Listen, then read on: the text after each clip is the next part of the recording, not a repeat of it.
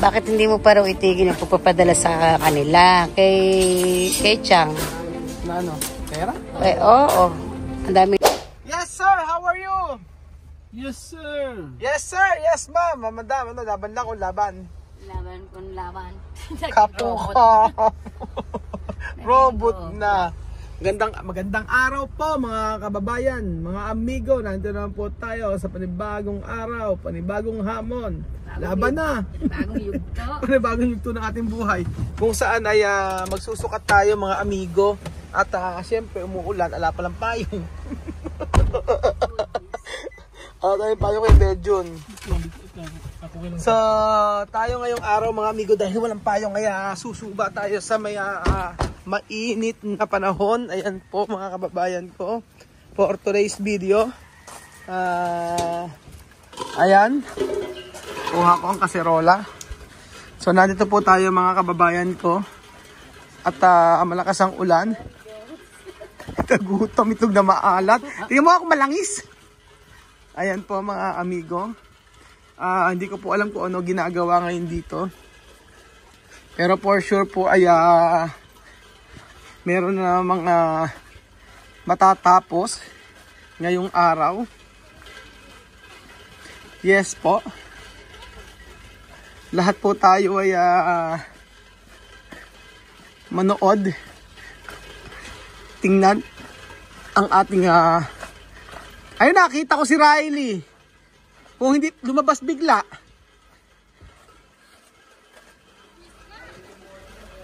Andito lang kami kaya kayo nagpulasan hindi kayo nagtatrabaho, no? Ulan, siyempre. Ayun sinasabi ko sa inyo, oh. Be, maaga pa.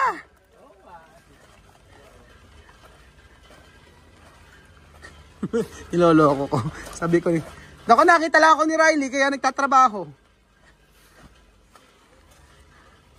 Ayan na. Oh. Ba't uwian na ba agad? May kaserola ako. Payo. Ano oras kayo natapos magbuhos? Nakaraan. Ano 7?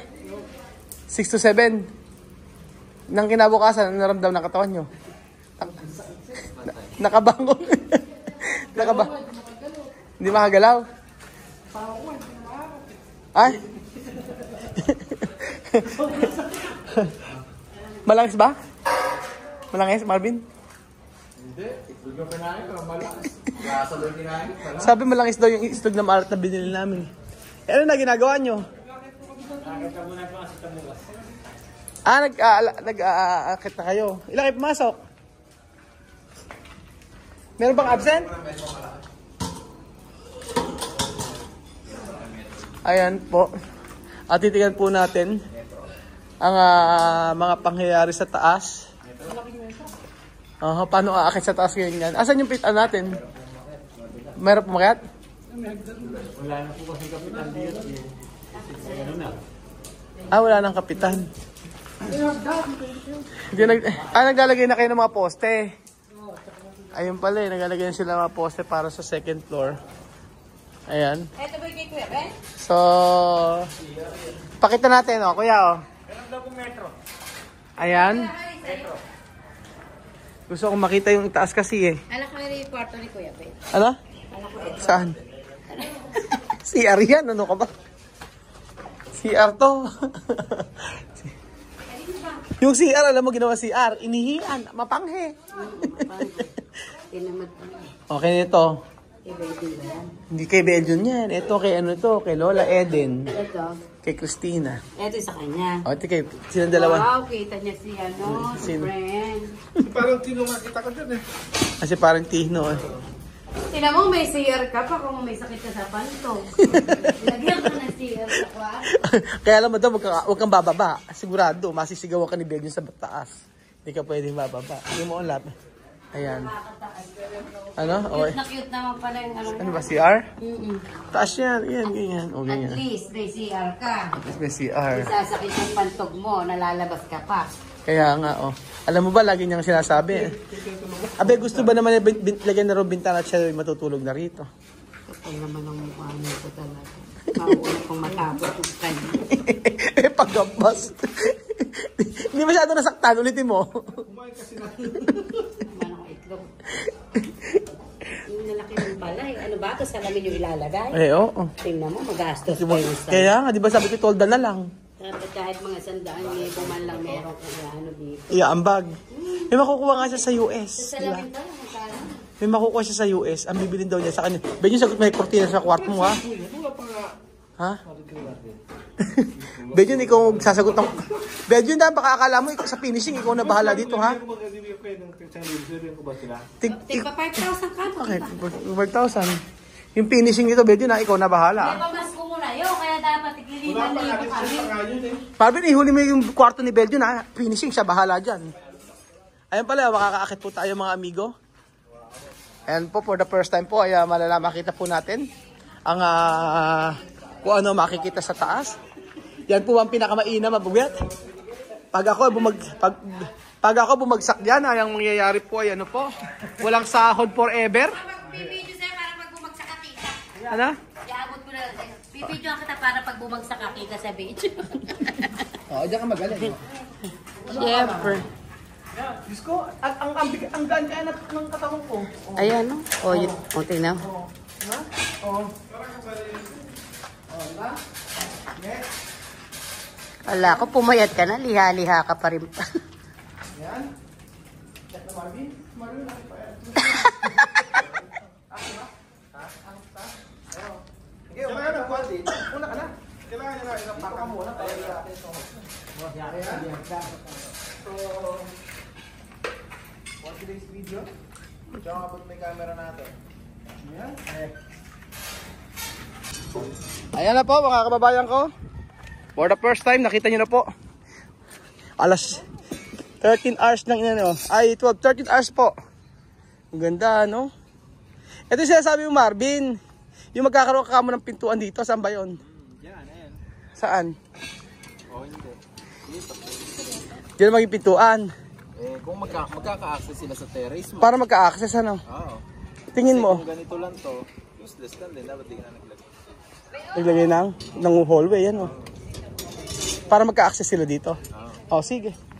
Ay, lalagyan ng pinto dito. Ayan. Ayun pala, no? Tapos ito. Hindi ba maano? Ba't parang maano? Sa taas ka lang. Hindi mo kaya payanigin yun. Ba't parang yumayanig? Hindi ba? Kaya lang, ano to eh. Sliding na malaki. Ito, sliding. Ang harap na ito. Alang asinta yan. Ah.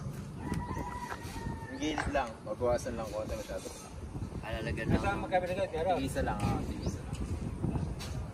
Kita na ngayon yung ano, yung mga makalabansi. Makikita rin pala. Kasi parang sliding door na pupunta dito. Alang asinta yan. Wala na. Ito lang ata, Marvin, no? Pero ang ganda ng... Pagka nasa may veranda ka mga amigo, di kitang-kita nyo. Ito terrace. O, yeah, kitang-kita nyo yung mga kalamansi pa rin. Sabi kasi nila, hindi raw kita. Kahit yung resort, kita naman po mga amigo, di ba? O, ayan.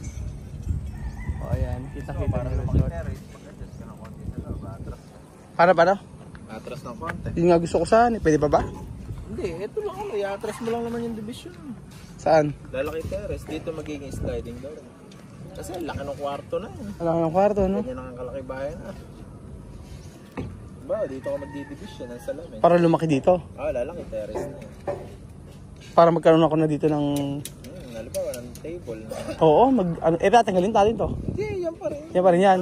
Sige, basta i-adjust nyo. Sabihin mo kay kuya. Gano'n lang kaya alam. Sabay sa huli naman to, madali na to. I-adjust na lang yung wall dito sa loob kasi hindi naman naasintahan. O para medyo lumuwang yung ano. Ibiga pa rin siya dito sa ibabaw nito, yung kisa mo na dadayan. Medyo kasi ano eh. Medyo malaki na kasi yung ano, yung dito. Malaki na yung room dito sa part na to, yung master bedroom. Tapos dito ito yung room mo. Tapos pagdating ito, walking closet eh. Oh, walking closet. Tapos ito, CR, kabila CR. Ito nga lang closet, napakalaki, isang kwartong malaki na. Gusto ko kasi yung maraming lagayan kasi marami kong basura, Marvin.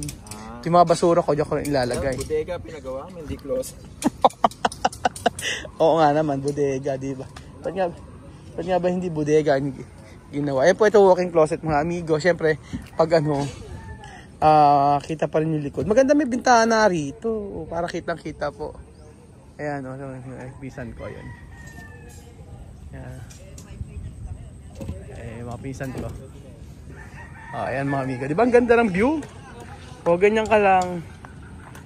Tapos ayan yung resort. Tapos ayan, di ba ang gandang tingnan? Ayan po si Marvin, nagsusukat na po ng ano. Dapat sukatan. Ano na? Maglalabas tayo dito ng unahan. Para maglalabas? Tapos dyan sa harap. Sa part na to. Tayo na isang metro dyan. Ang laki ng room ano? Oo. Malaki yung kwarto. Malaki yung kwarto. Tapos magbibintana tayo dito. No? Di ba't may bintana rin ni Marvin? Oo, kaya sa kabila. Isa at gisa pwede. Maganda may bintana.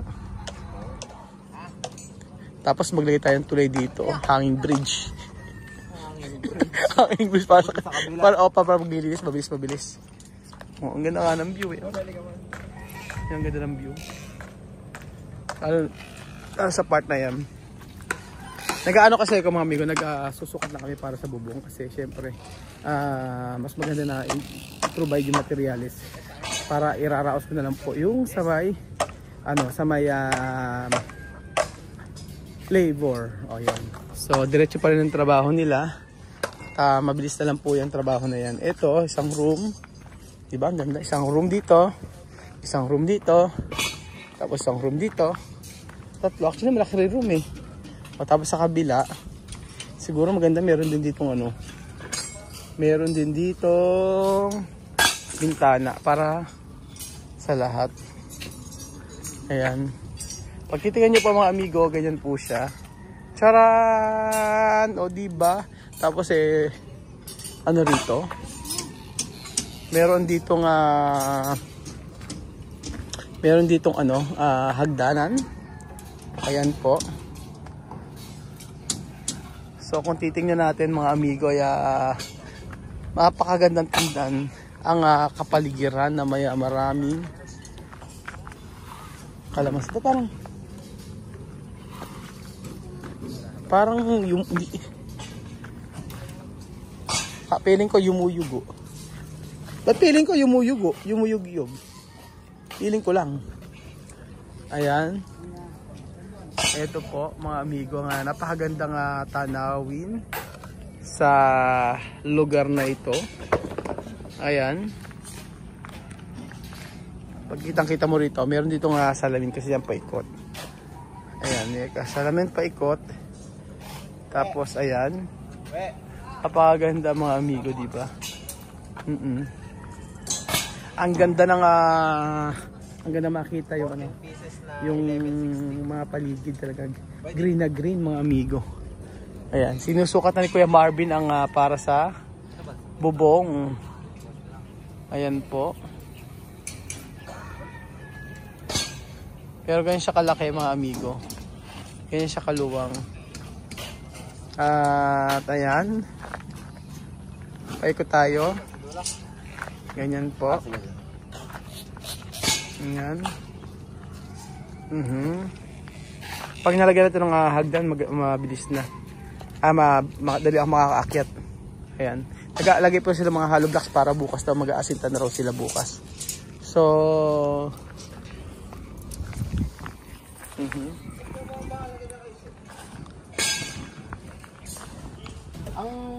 pag natapos, iniisip ko nga kung yung tiles ang gagawin ko na lang ay magkakamukha sa taas para mas madali. Ano tingin mo? Oo, para isang anuhan na lang, wala na ibang kulay. O iba yung tiles sa may CR. Magiging colorful. Sa CR iba, siyempre, pero sa may taas. Sa sala.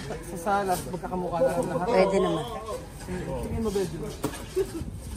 Para pagka madaling bilhin. Kasi meron kasi nakikita yung tiles. Yung tiles niya, meron iba sa kitchen, iba sa sala. Parang yun. Kasi naman, pag marami ka nakikita, wala maano ka pa. Pero may nababasa ako. Marami nagko-comment eh. Ba't daw hindi mo pa itigil yung pagpapadala? Apakasismosa mo talaga. Ano ba yan? Hindi, para masasagot nila. Ano ba? Bakit hindi mo pa raw itigil yung pagpapadala sa kanila? Kay Chang. Na ano? Pera? Oo. Ang daming nag-ano. Total, ala naman na eka sila dito. Ba't nagpapadala ka pa rin? Tigilan mo na nga daw sila, sabing gano'n. Sa mga comment. Pero, yun nga lang, dahil sa awa niya sa bata siguro. Yun nga siguro. Sa bata naman siguro niya. Oh, para masagot mo rin yung marami nagtatanong. Ba't ayaw mo? Di ba, nakikita mo nagkakagulo yung ano. Ba't kasi ayaw pa kang tigilan yung pagpapadala sa mga Actually, ito, may isang... sa mag-anak na yun. May isang ginyana. Siyempre, dito sabihin ko sino. Kausap ko. Yung kanina, di ba narinig yung kanina? Yung kausap ko. Pero siyempre, ayaw ko bagay kung sino. So, isang ginyana na kausap ko at sabing ganun Raul, ang ibigay mo na lang eka doon ay pagbuhay na daw ako ng pambili ng bigas at saka raw ng ulam, then bahala na, okay na yun. Yun yung sinasabi sa akin. Yung sa may bahay daw, i-stop ko na. Sabi niya sa akin. At ko siyang kausap kanina, yun yung sinasabi niya sa akin. Kaya nga, sabi nga, ba't di mo patigilan? Wala naman na din naman daw. Yung pagpapadala ng pera sa kanila. Siguro may tama rin yung isa na kailangan yung pangkain na lang nila. At least hindi sila magugutom. Yun naman ang importante, di ba? Pagkain. Na lang tayo. Alam niyo si Joanna, pagpunta rito sa Pilipinas, ano kaya magiging reaction niya dito pag nakita niya yung bahay na to?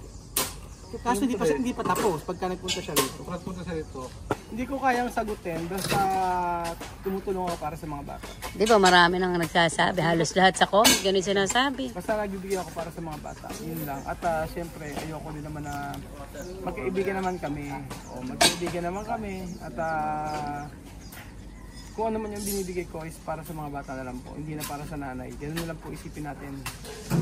So, sige po, papaalam na muna kami at si Madam po, baka kung ano yung pagpuntanong ni Madam sa akin, paalam po muna. Hindi, at least nalalaman nila kung ano yung sagot mo. Nasasagot nila. Ay, nasasagot yung tanong, di ba? Sige na, dahil pag tatanong na, may satanong pa niya ako. Tapos yung yung may nabasa ako. Mas ano pa. O, secret na ho, sa susunod na ho yan. Intayin nyo ho yun, ha? Subaybayan nyo to. Baka yung sa kalamansi. Sa kalamansi. Pato na yan. Bye-bye. Wala yun. Ano ang sinasabi nito? Tapos yung ano pala.